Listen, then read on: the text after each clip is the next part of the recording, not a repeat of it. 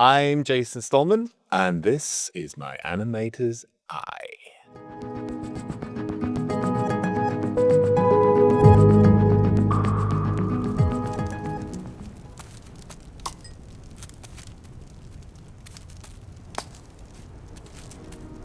Lovely, gentle, slow sequence this was from Kubo.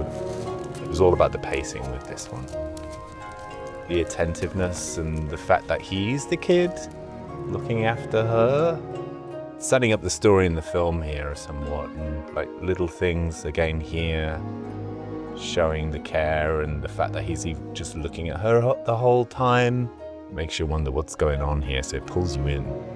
A scene like this, you really end up living in a totally different time in your brain. You go to another place. A nice place to live and exist, actually, for a while. It sort of suits the way my brain is wired. I was like, this is nice and calm and relaxing. I'm a hypersensitive person. I'm very, very, very, very, very sensitive. Like any music makes me cry. A kitten will make me cry. And I feel it within my body. It absolutely, I feel like it takes over me on a cellular level, and I can just feel it within my bones, and it just seems to come out in my physicality. So I feel the emotion of the moment in my body, and it is quite exhausting. It's quite tiring, I have to say.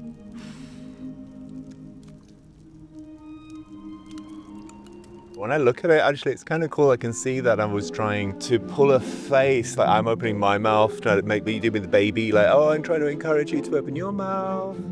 It seemed important to do that because it was like an intimacy about that.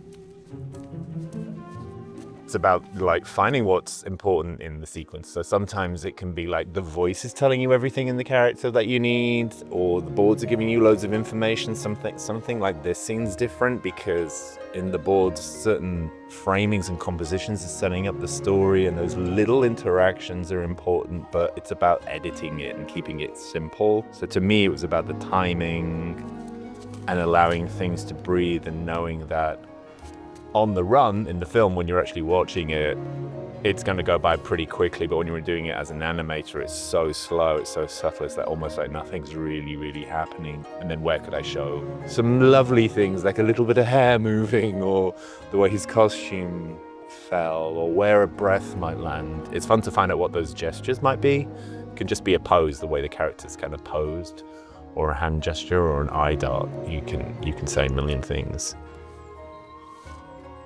I think this is one of my favorite sequences that I've ever done because of the gentle stillness and sensitivity. Kubo's mum, who's kind of not really doing much. There's a beauty in the way her hair falls, and a beauty in the way her face is sculpted, and the angles of the costume. So I just lean into all this art world stuff that I've been exposed to my whole life. It's very vulnerable, what we do.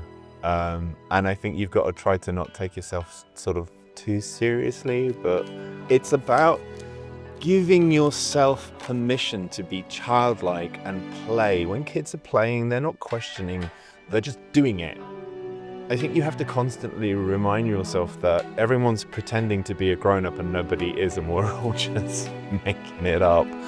Come back to that pleasure of just having fun with that vulnerability being okay.